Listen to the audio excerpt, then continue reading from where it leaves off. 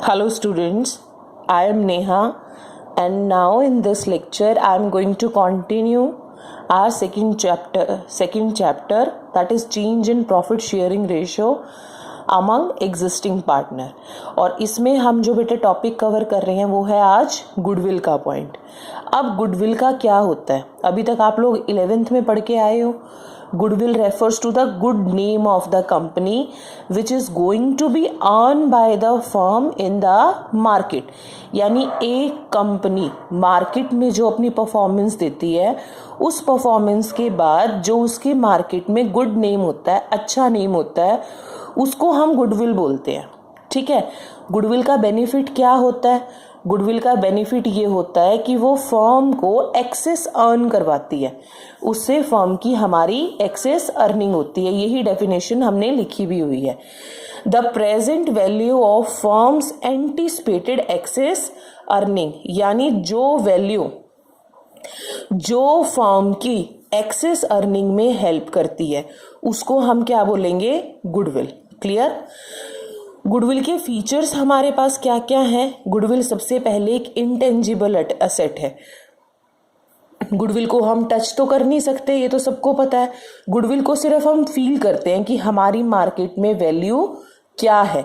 अगर अच्छी है तो हमारी गुडविल बहुत अच्छी है, अगर एवरेज है तो हमारी गुडविल एवरेज है। बेशक हमारी गुडविल एक इंटेंजिबल एसेट है, पर हमारी फर्म का गुडविल एक बहुत ज़्यादा वैल्यूएबल एसेट है। समझ आ रही है? बिना गुडविल के मतलब everything whatever the business is doing ना, उससे उसकी गुडविल डायरेक्टली इफेक्ट करती है। अच्छा काम किया तो गुडविल इंक्रीज होगी, नया प्रोजेक्ट मिला तो गुडविल इंक्रीज होगी, कोई प्रोजेक्ट बिजनेस के हाथ से चला गया, लीव हो गया तो उसकी गुडविल डिक्रीज हो गई। So hand to hand that is our valuable asset. Earning excess profit, इसी चीज को हमने यहां भी पढ़ा है। The present value of firm anticipated excess earning. Goodwill के थ्रू ही हम अपने एक्सेस अर्निंग के मोड पे आते हैं, यानी सिर्फ गुडविल के थ्रू ही हम अपना ज्यादा प्रॉफिट अर्न कर सकते हैं। समझ आया? Next, liable to constant fluctuation. Liable to constant fluctuation, देखो फ्लक्चुएशंस क्या होता है? उतार चढ़ाव, बदलना, यानी सडन इंक्रीज होना या सडन डिक्रीज होना। अब इसमें अगर तुम ध्यान से देखो तो क्या है? Not regular depreciate. हमारी गुडविल है ना सडन रेगुलर बेसिस पे डेप्रिशिएट नहीं होती, बट ये कब चेंज होती है? हमारी सुपर प्रॉफिट के केस में। अब सुपर प्रॉफिट क्या है? सुपर मतलब एक्स्ट्रा, प्रॉफिट मतलब प्रॉफिट, वो प्रॉफिट जो बिजनेस अपने नॉर्मल प्रॉफिट से ज्यादा कमा रहा है। समझना, मान के चलो मेरे जैसा ही एक बिजनेस ABC मेरा बिजनेस है और XYZ एक दूसरा बिजनेस है। ठीक है, अगर XYZ बिजनेस ने 1 लाख रुपया लगा रखा है और यहाँ पे भी 1 लाख रुपीज लगा रखा है, अब XYZ ने जो अर्निंग करी इसके ऊपर अर्निंग करी 50,000 की, तो मतलब मेरे बिजनेस को भी 50,000 अर्न होना चाहिए ना। ये इस पॉइंट को लेके समझा रही हूँ। 50,000 अर्न होना चाहिए, पर मेरे बिजनेस को अर्न हुआ 70,000। ठीक है, सेम अर्निंग लगा के सेम टाइप का बिजनेस करके मुझे कितना अर्न हो रहा है? 70,000।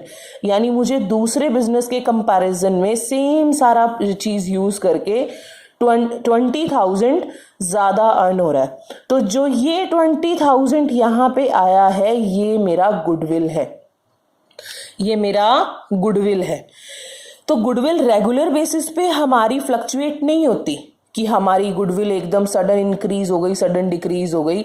गुडविल ज्यादातर हमारी सिर्फ सुपर प्रॉफिट के केस में फ्लक्चुएट हो सकती है। ठीक है, अब नेक्स्ट हमारा क्या है?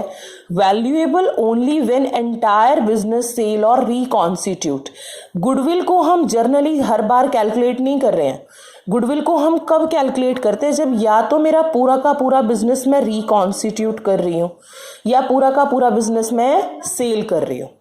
Difficult to place an exact value of goodwill, ये सबसे मुश्किल काम है। हम अपनी गुडविल की एक एग्जैक्ट वैल्यू को नहीं निकाल सकते हैं। ठीक है, हम एक आइडिया लगा सकते हैं कि शायद मेरी गुडविल इतनी हो उतनी ना हो, बट हम अपनी बिजनेस की गुडविल की एग्जैक्ट वैल्यू नहीं निकाल सकते हैं। अब आते हैं सबसे इम्पॉर्टेंट पॉइंट पे जो बच्चों को समझना बहुत ज़्यादा ज़रूरी है। देखो बेटा, goodwill is an intangible asset, no doubt goodwill हमारा एक इंटेंजिबल एसेट है। क्यों? क्योंकि इसकी अपनी एक मॉनेटरी वैल्यू होती है।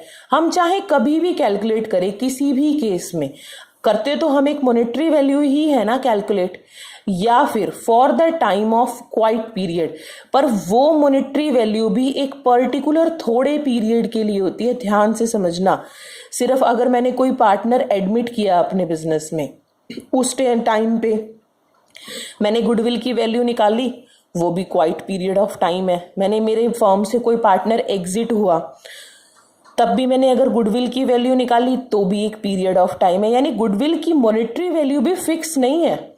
जो मॉनेटरी वैल्यू हम निकाल रहे हैं वो एक जस्ट अ पर्टिकुलर पीरियड के लिए है। समझ आया? इस वजह से हमारी जो गुडविल है वो एक इंटेंजिबल एसेट है।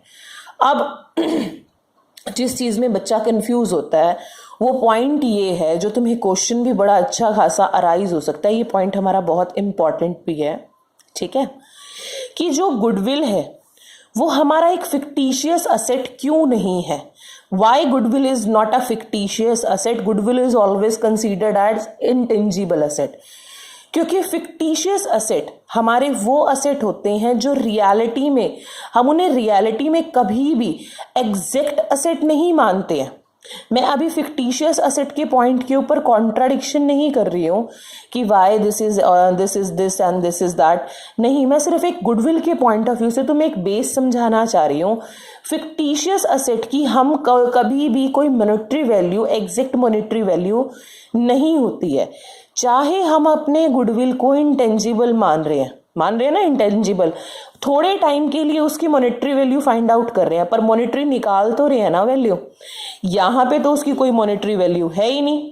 और जर्नली ये बात कही जाती कि fictitious asset are not real asset, they can not be written like they are, these asset can not write off, ये असेट हमारे राइट ऑफ हो ही नहीं सकते, खत्म होते ही नहीं है। जैसे अंडरराइटन कमीशन हो गया, प्रॉफिट एंड लॉस अकाउंट का डेबिट बैलेंस हो गया, अच्छा, और आप प्रिलिमिनरी एक्सपेंस ले सकते हो। तो ये बहुत सारे एक्सपेंसेस है, these are going to be further, और उनका कोई एग्जैक्ट मॉनेटरी वैल्यू भी नहीं है। दैट्स वाई हम गुडविल को इंटेंजिबल असेट लेते हैं, यहाँ पे हम फिक्टिशियस असेट नहीं लेते हैं। इस पॉइंट को आपने याद रखना है, ये बहुत ज़्यादा इंपॉर्टेंट पॉइंट है। अब हमारा नेक्स्ट पॉइंट है factors that are going to be effect on our goodwill. सबसे पहला फैक्टर है हमारा लोकेशन ऑफ द बिजनेस। क्या मेरा बिजनेस कैसी जगह लोकेटेड है जहां पे लोग उसको इजीली असेस कर सकते हैं, उस तक इजीली पहुंच पा रहे हैं, डेफिनेटली तो मेरी गुडविल अच्छी होगी। एफिशिएंसी ऑफ मैनेजमेंट, मेरी मैनेजमेंट कितनी एफिशिएंट है और कितने अच्छे से वो काम कर रही है। लॉन्गिटिविटी ऑफ द बिजनेस, यानी मेरा बिजनेस कितना पुराना है, वो कितने टाइम से सरवाइव कर रहा है मार्केट में। नेचर ऑफ द गुड्स, में किस टाइप की गुड्स लोगों को प्रोवाइड करा रही हूँ। पोजीशन ऑफ द लाइसेंस, अगर मेरा बिजनेस लाइसेंस बेस्ड है, मतलब मुझे मेरे बिजनेस को करने के लिए लाइसेंस चाहिए, तो क्या मेरे पास लाइसेंस है, मेरा लाइसेंस अप्रूव है। ठीक है, monopolistic and other rights, monopolistic and other rights, ये हमारा गुड्स रिगार्डिंग ही पॉइंट है। मोनोपोली आपने इकोनॉमिक्स में पढ़ा होगा कि that is one producer, only one producer of the things, and the goods are going to be consumed in the whole market, so all the rights are going to be only possessed by that one firm। मतलब इसको example देखिए, अगर तुम समझो कि बेटा मान के चलो कोई भी एक प्रोडक्ट है, ए प्रोडक्ट है, ए प्रोडक्ट सिर्फ राम कंपनी बना रही है। ठीक है, अब ऑब्वियस सी बात है, अगर ए प्रोडक्ट की मार्केट में बहुत ज़्यादा ज़रूरत है तो सारे के सारे राइट्स किसके पास होंगे, राम कंपनी के पास होंगे। तो उसका प्राइस भी, उसकी क्वांटिटी भी, उसकी क्वालिटी भी सब कौन डिटरमाइन करेगा, राम कंपनी। कौन डिटरमाइन करेगा? राम कंपनी। इस केस में क्या होगा? इस केस में सारे के सारे राइट्स राम कंपनी के पास होंगे और उन राइट्स को वो कैसे यूज करता है इस चीज से बेटे उसकी गुडविल जो है इफेक्ट करेगी। हमारे बिजनेस में कितना रिस्क इन्वॉल्व है, हमारा प्रॉफिट का ट्रेंड क्या है? प्रॉफिट का ट्रेंड मतलब होता है year two year increasing, stable और डिक्रीजिंग। फ्यूचर कंपटीशन, हमारे पास फ्यूचर कॉम्पिटिटर्स कितने हैं? क्या हम उन कॉम्पिटिटर्स के साथ अच्छा बीट कर रहे हैं? उस कंडीशन में भी मेरा बिजनेस कैसा चल रहा है? मेरे बिजनेस की कैपिटल कितनी है, कितनी कैपिटल मैंने लगा रखी है, कितनी मेरी ओन कैपिटल है,